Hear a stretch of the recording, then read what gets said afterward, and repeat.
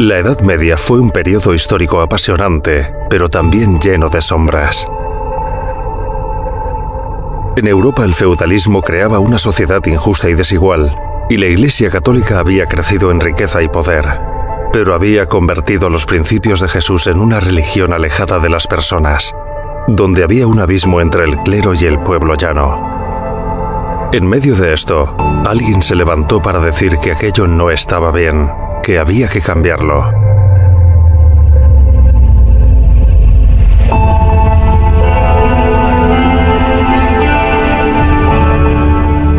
Martín Lutero es el hijo de un hombre que ha progresado económicamente, un minero que ha conseguido comprar una mina. Su padre quiere que estudie Derecho en la universidad para que pueda mejorar la situación de la familia, pero él, con un encuentro fortuito en un camino de vuelta a casa, va en medio de una tormenta a prometer que va a ser monje. Se va a hacer monje agustino, que era uno de los monjes que más cercanos estaban a la Biblia en ese momento, y acabará siendo profesor de Biblia, y ahí, en la lectura de la Biblia, es donde se va a dar cuenta de las grandes contradicciones que había en la Iglesia de su tiempo, en la Iglesia Católica de su tiempo, y lo que dice la Biblia.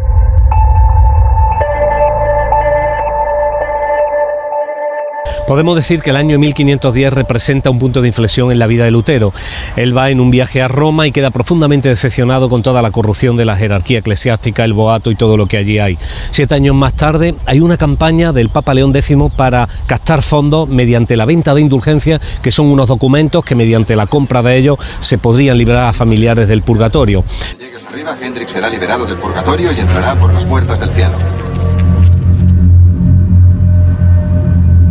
Esa es la gota que colma el vaso y Lutero decide redactar las tesis contra la indulgencia. También pone en tela de juicio toda la teología de la época, y eso es colgado en la puerta de la Catedral de Wittenberg. Fue por aquel entonces cuando Lutero tuvo su crisis espiritual. Le atormentaba la idea de la justicia de Dios, porque él la entendía como algo que Dios le exigía a él y que jamás podría alcanzar.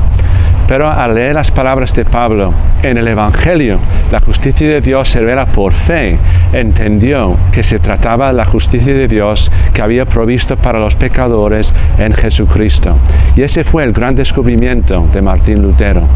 La palabra protestante viene porque Lutero, con sus tesis, protestó a Roma de esos principios teológicos que no eran de acuerdo a la Biblia.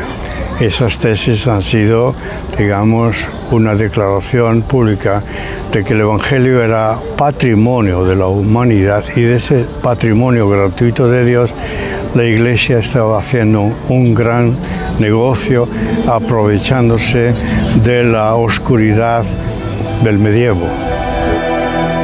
En apenas 2 semanas, este documento, traducido al alemán y copiado innumerables veces, se había difundido por toda Alemania, llegando a oídos del Papa León X, que acabó declarándolo hereje.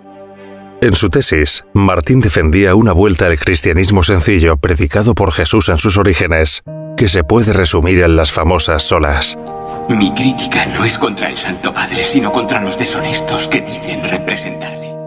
Sola Escritura significa que la palabra de Dios es la única verdad legítima y que nos revela toda la verdad acerca de la salvación, que no hay nada que podamos añadir o quitar de la palabra, sino que Dios nos lo ha dado allí todo completo.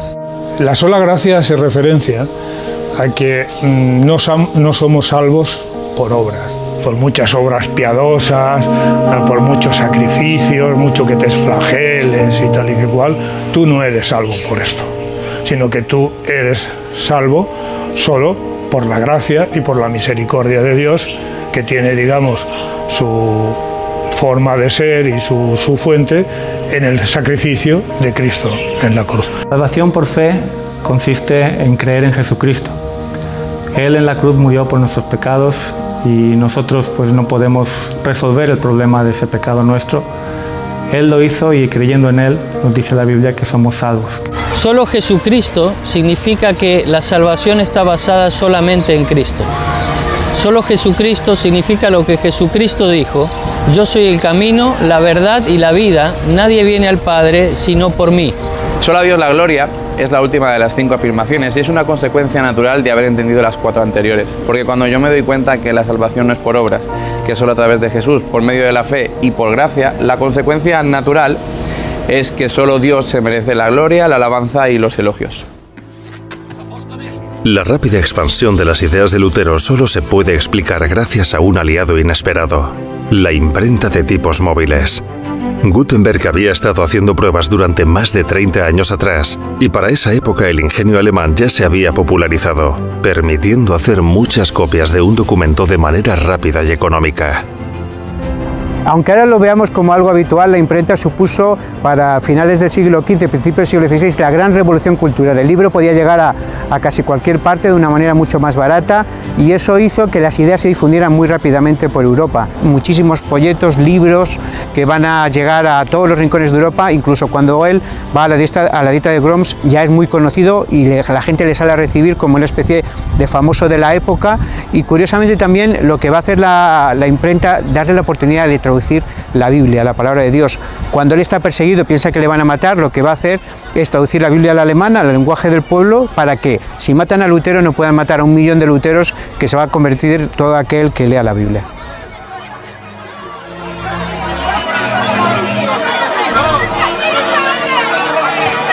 El protestantismo comienza a extenderse rápidamente por los países vecinos y toma diferentes formas, aunque todas coinciden en su ruptura con la Iglesia católica. Inmediatamente desde Alemania se extiende este sentir por una iglesia fundada en la palabra, por una iglesia centrada en la adoración a Dios y únicamente a Dios, y muy señaladamente con la conversión de Calvino va a extenderse a Francia. En Francia va a tener un gran éxito porque Calvino, no solamente en su tierra natal, sino en la próxima Ginebra, donde se instala con otros, va a desarrollar la segunda fase de la Reforma, que es el calvinismo. De todos los países en donde se oficializó primeramente, digamos, el protestantismo como religión oficial, fue en los países del norte, que fueron los más radicales que cortaron con Roma, a pesar de Lutero. Porque Lutero no quería romper con Roma, Lutero lo que quería era reformar la Iglesia, que la Iglesia se adecuara a las Sagradas Escrituras. Pero luego en cada país hubo unas reacciones diferentes que salían del control de Lutero. El protestantismo es como una expresión muy generalizada y entonces en cada país cogió un énfasis diferente. Independientemente de los intereses políticos, las ideas que había plantado Lutero calaban en los corazones de las personas y fueron transformando poco a poco la sociedad. Muchos pensadores y grandes personajes europeos actuaban movidos por esta nueva fe. Pero también las leyes de algunos países se fueron adaptando a la moral predicada por los reformadores. Lutero y los otros reformadores producen una revolución sin precedentes a nivel europeo y a nivel mundial. Primero, al proclamar el sacerdocio universal, que es que cualquier persona se puede dirigir a Dios sin necesidad de intermediarios. El segundo principio es la libre interpretación de las Escrituras, que no significa que cada uno pueda leer e interpretar lo que le parezca, sino que uno se libera de la tutela de la jerarquía eclesiástica a la hora de interpretar. Lee y interpreta lo que está leyendo. Esto produce una revolución sin precedentes, y no solo en el campo religioso, sino también en el político y social. La Reforma protestante supuso un gran cambio en la historia. Ahora, después de 500 años, podemos hablar de cómo influyó en muchas áreas de la vida, no solo en el aspecto religioso. El aspecto social, los protestantes contribuyeron al parlamentarismo moderno, a la democracia, a la libertad de prensa, a la libertad de cultos, naturalmente, y eso hizo que, y a la tolerancia, ¿no?, que es uno de los grandes logros del hombre moderno europeo. Eso hizo que a lo largo de su historia, tanto en Europa como en los Estados Unidos y en los países donde ha habido pues grupos protestantes más grandes haya personajes tan destacados, pues por ejemplo como Martin Luther King con la defensa de los derechos de las personas de color, pero también la abolición de la esclavitud siglos antes, o tantas otras cosas que han contribuido al bienestar del mundo, ¿no? En el mundo de la ciencia, pues uno de los grandes personajes es Newton, que no solo era un gran científico, sino era además un hombre de fe. Pero también ha habido personajes tanto hispanos como latinoamericanos, presidentes de gobierno, ¿no?, que han influido por sus valores, como Abraham Lincoln, por ejemplo, con su lucha, ¿no?, en los Estados Unidos también contra la esclavitud, pero sobre todo por la tolerancia. Él decía que su libro de referencia siempre era la Biblia y que siempre buscaba pues en Dios consejo para sus decisiones políticas.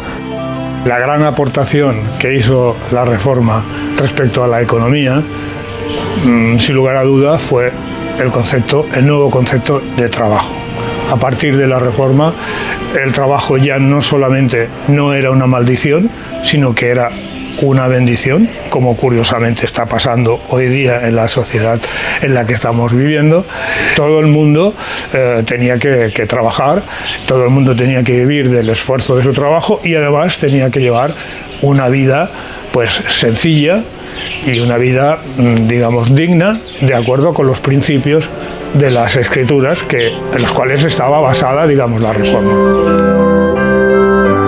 En el año 17 fue cuando Lutero colocó las tesis de Wittenberg y 7 años después, en 1524, se edita el primer compendio de corales, el Choralgesang, de ahí viene el nombre de coral. Desde que el Papa Gregorio había instaurado, digamos, un canto único para toda la Iglesia, el gregoriano, entonces el pueblo dejó de cantar, se limitaban a un amén o un aleluya al final. Entonces supone un gran cambio porque Lutero y sus colaboradores le dan al pueblo el papel de protagonista, de cantar. Son melodías que se cantan con textos en alemán. Los textos son totalmente bíblicos, adaptan los ritmos de manera que sean lo más iguales posibles para que sea fácil de cantar. Y así surgirá lo que llamamos ahora nosotros himnos. Estos corales creados por Lutero, también Johann Walter, Ruf y Senfl, suponen un gran cambio no solo para la alabanza, sino también para la historia de la música.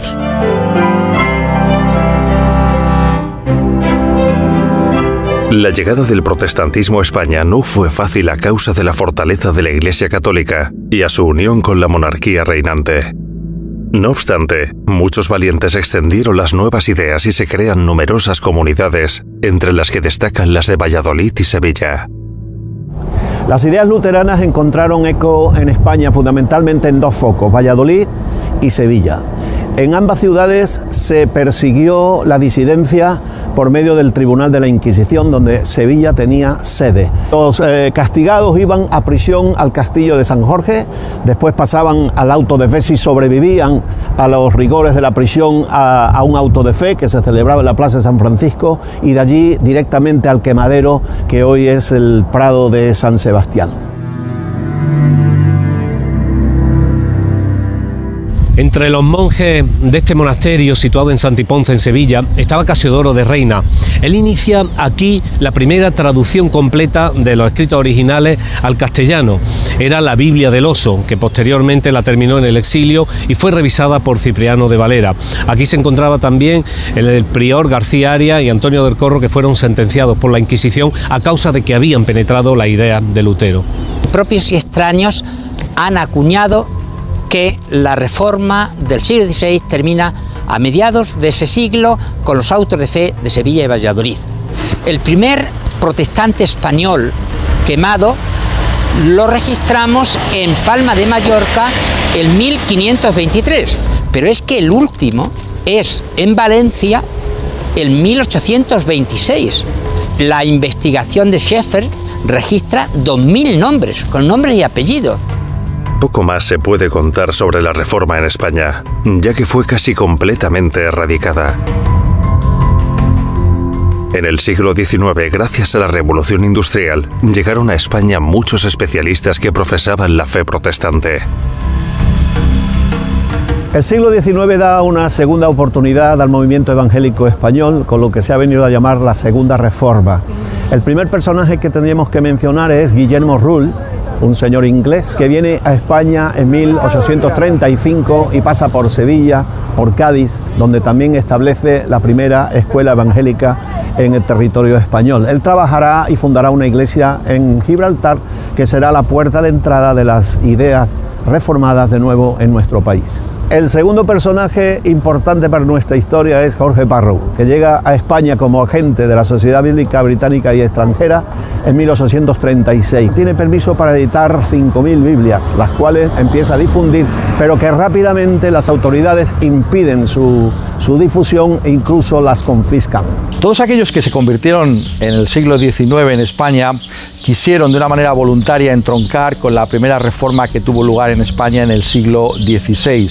Y por tanto tenemos a figuras como Luis Usoz y Río y Juan Calderón que quisieron recuperar los escritos de aquella época. Y por tanto tenemos ahora en nuestras manos las lecturas acerca de Juan de Valdés y todo el material que ellos prepararon acerca de lo que fue ese movimiento de Dios en el siglo XVI en España. A mediados del siglo XIX España seguía siendo un país intolerante en el ámbito religioso. La Inquisición tuvo que venir a abolirla un francés, ¿no? El hermano de Napoleón Bonaparte, José Botella le llamaban, y a partir de ahí pues empieza a haber unos intentos, por lo menos de cierta tolerancia a los extranjeros, sobre todo a los diplomáticos y la gente que tenía que vivir en el país, pero sigue estando prohibida la difusión del cristianismo protestante. Va a ser Gibraltar el único punto de la península ibérica y durante un tiempo también pues en la isla de Menorca, en las Islas Baleares, los dos puntos donde va a haber cierta tolerancia por los ingleses sobre todo que están allí viviendo, en el caso de Gibraltar como colonia,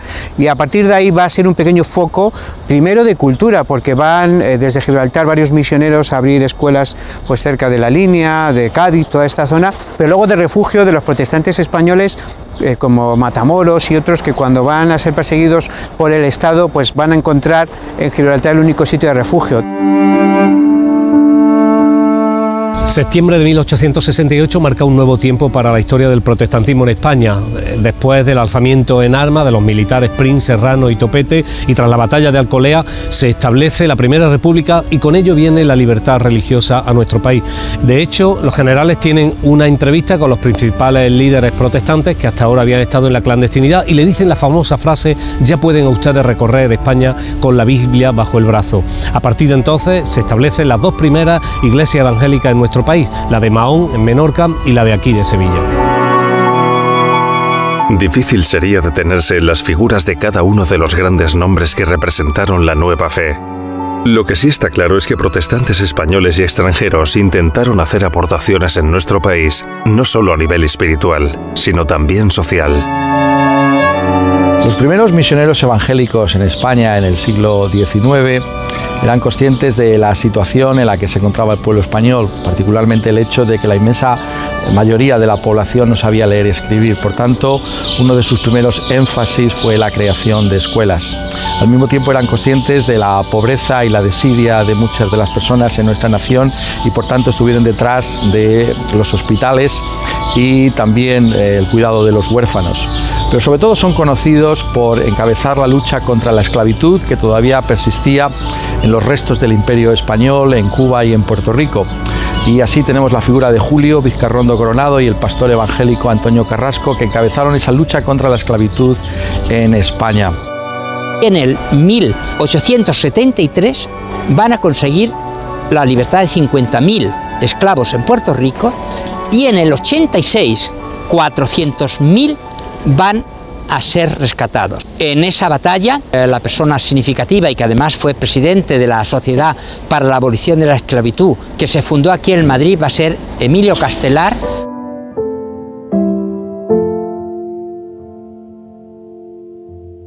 Lutero, cuando inicia la reforma en Alemania, consigue que el pueblo alcance la lectura de la Biblia. Resulta que el pueblo es muy analfabeto, entonces no le queda otro remedio que producir, o sea, enseñar al pueblo cómo leer. Eso se traduce que toda la evangelización, a todos los lugares donde ha llegado la evangelización, la alfabetización ha ido en paralelo. Entonces la familia Flinders, concretamente don Federico, fundó, construyó un colegio muy importante en Madrid, que lo puso en marcha en 1897, se llamaba el Colegio del Porvenir. Fue uno de los pocos colegios que, por desgracia, han sobrevivido protestantes en España. Hubo una época de gran difusión de colegios, casi al lado de cada iglesia había un colegio protestante. Este colegio además fue fundamental. Federico Flinders, su fundador, para saber cómo era el sistema pedagógico español, estudió varias carreras por la noche, medicina, entre otras, y después, como vio que los textos españoles no eran muy buenos para enseñar a los niños y sobre todo a veces muy inclinados a temas religiosos, hizo los propios libros de texto y creó una imprenta que reeditó después a los reformados españoles del siglo XVI. Su aporte cultural fue fundamental, influyó no solo al mundo protestante, sino al mundo cultural del Madrid de aquellos años y abrió la mente a muchos que pensaban que el protestantismo era una herejía abominable que había que exterminar. Todos los alumnos que hemos pasado por este colegio tenemos un sello, una impronta que nos ha servido para dirigir nuestra vida desde nuestros primeros pasos. Las ideas protestantes también llegaron a las Islas Baleares desde la Gran Bretaña. La dominación inglesa de la isla de Menorca tras el Tratado de Utrecht hasta principios del siglo XIX había propiciado la entrada de la fe protestante a la isla, donde había un ambiente más liberal que en el resto de España. Entonces se considera que los primeros protestantes que vienen a Mallorca son los ingleses, que vienen a trabajar en las obras de desecación de la Albufera. Entre ellos pues hay creyentes que van a compartir su fe. Uno de ellos, que era un ingeniero que dirigía las obras, un tal William Green, será la persona que abrirá la primera iglesia evangélica en Palma, en el año 1870. A Mallorca vinieron exiliados del protestantismo de España, venían como castigados, y llegaron a Mallorca y ellos fueron contagiados por las ideas liberales del protestantismo. Y aceptaron estas ideas y empezaron a reunirse ya no como católicos sino como disidentes protestantes. La obra protestante va creciendo en las islas con más o menos dificultades, dependiendo de la mayor o menor libertad política de cada momento, en una época muy convulsa. Surgen numerosos pequeños grupos de diferentes sensibilidades, tanto en los pueblos como en las capitales. En la última década del siglo XIX, pues es un momento de especial persecución a los protestantes en Capdepera. En este momento en que la iglesia había sido cerrada por las autoridades, pues tiene lugar lo que se conoce como la renuncia, un documento que firmaron 75 personas ante un notario, por medio del cual pues se comprometían a renunciar a la Iglesia Católica, a todos sus ritos, a sus manifestaciones, se daban permiso para ser visitados unos a otros en lugares públicos y poder, digamos, pedir a alguien que abandonara el lugar si así lo deseaban, y de igual manera pues que todas estas facultades pues las tuvieran los pastores, que fueran reconocidos. A pesar de esto, pues la persecución va a continuar, porque de hecho firmar una cosa de este tipo y más en un pueblo pues te suponía pues significarte de una manera muy clara. Concretamente en esta isla, en Mallorca y en Menorca, los metodistas trabajaron bastante. Y concretamente unos años más tarde en Capdepera también había unas escuelas evangélicas protegidas por los metodistas que estuvieron durante toda la época de las repúblicas trabajando y dejando el sello en las personas que aún viven hoy y los recuerdan como algo muy importante en sus vidas. Naturalmente, la guerra civil y la posterior dictadura franquista suponen un duro recorte en la libertad religiosa de nuestro país, que amenaza seriamente a cualquier confesión diferente a la católica. Bueno, tenemos aquí el Castillo de Bellver, un lugar que no se ha utilizado como fortaleza en las batallas, pero que sí se ha utilizado como prisión. Durante la guerra civil, desgraciadamente, pues también hubo algunos hermanos que sufrieron prisión. Uno de ellos, un tal Miquel Serra, de Capdepera, fue encarcelado aquí en el castillo y por ser también uno de los responsables de la congregación, pues acabó siendo fusilado. Todos los actos oficiales, los protestantes tenían que reunirse en privado y en secreto. Pues hubo persecución, opresión, presión de la Iglesia, presión del Estado, presión del gobierno. Entonces, prácticamente los protestantes no podían casarse, no tenían papeles de matrimonio, tenían que hacerlo ante notarios. Pues durante la dictadura franquista no se podían enterrar a los que no eran católicos en lo que ellos llamaban el recinto sagrado o la tierra sagrada. Entonces nosotros como evangélicos teníamos un problema. Cuando moría alguien no sabíamos dónde teníamos que enterrarlo. Teníamos que enterrarlo en el lugar donde ellos enterraban a los suicidas, a los que no eran católicos, a los judíos, etc. Entonces compramos una tumba que nos costó en aquel tiempo 150.000 pesetas, la pagamos como pudimos, esto era a principios de los 70. Con la llegada de la democracia, la situación religiosa del país se va normalizando poco a poco.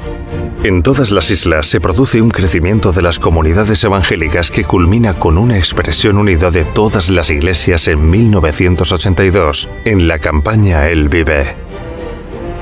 El primer acto fue en mayo de 1980 en la Plaza de Mallorca, con una campaña en donde se unieron las 5 iglesias que había en la ciudad, se unieron para hacer una campaña conjunta.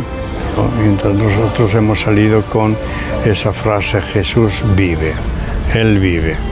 Y cuando Él vive, entonces visita a los discípulos y surge la verdadera fe cristiana evangélica.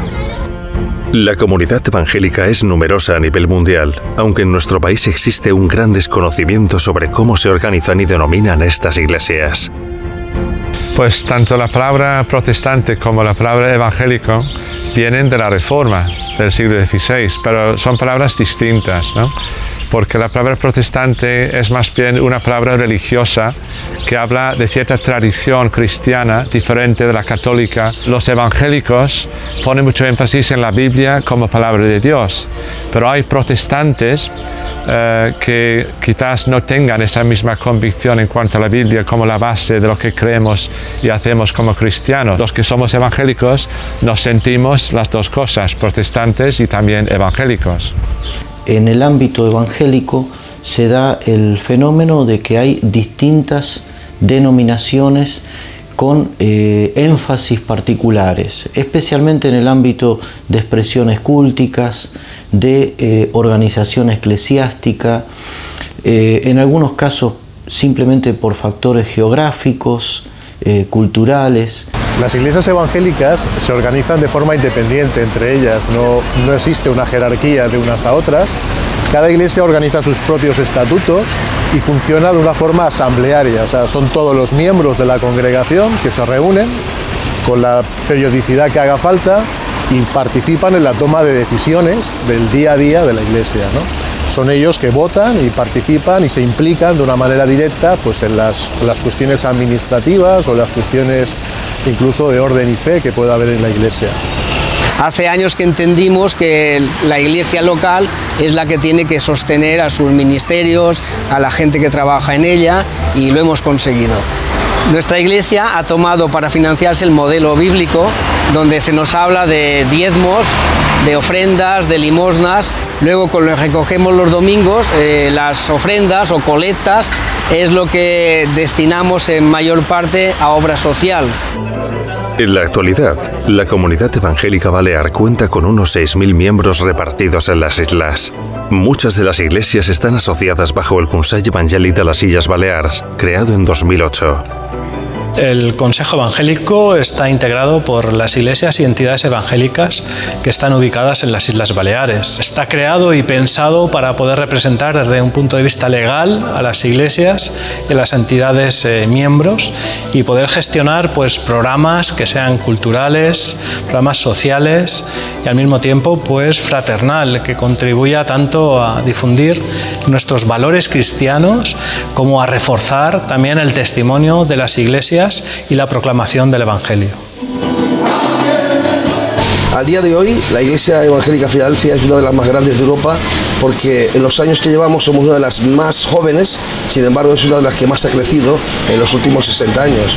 Aproximadamente, como he dicho antes, andaremos por las 1.400 iglesias. Nosotros trabajamos en el pueblo gitano porque tuvimos un llamado directamente para el pueblo gitano, pero en esa trayectoria ha habido muchas personas no gitanas que se han convertido y son pastores en medio de nosotros. Por lo tanto, no podemos hacer exclusión de nadie. Eso sería un pecado delante del Señor. El Señor nos llama a todos por igual.